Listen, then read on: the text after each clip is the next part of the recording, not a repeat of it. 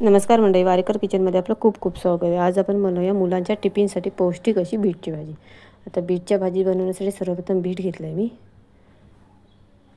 आता बीट व्यवस्थित स्वच्छ धुवून घ्यायचं आणि त्याचा वरचा आणि देठाचा कटचा भाग असा कापून टाकायचा। दोन्ही भाग कापल्यानंतर त्याची साल काढून घ्यायची वरची अशा प्रकारे, आणि तो किसणीच्या साहाय्याने किसून घ्यायचा म्हणजे व्यवस्थित मस्तपैकी बारीक होतो।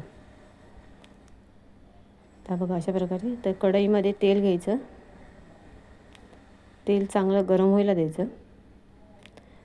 तर तेल गरम झालं की नंतर जिरं आणि मोहरीची फोडणी द्यायची। तर सर्वप्रथम मी मोहरी टाकले, तर जिरं, तर त्यानंतर एक बारीक चिरलेला कांदा। तर कांदा थोडासा आपल्याला लालसर व्हायला द्यायचा आहे। लालसर झाल्यानंतर त्यामध्ये एक टोमॅटो, चवीनुसार मीठ, थोडीशी हळद आणि थोडं लाल तिखट, एवढं साहित्य आपण थोडं तेलामध्ये मस्तपैकी परतून घ्यायचं। मग एवढं मस्त तेल सुटले तर यामध्ये आपण जी बारीक चिरलेलं बीट होतं किसलेलं, तो त्यामध्ये चांगलं व्यवस्थित मिक्स करून घ्यायचा। ते पाण्याचा वापर करायचा नाही, आपल्याला वाफेवरच शिजवायची भाजी आहे।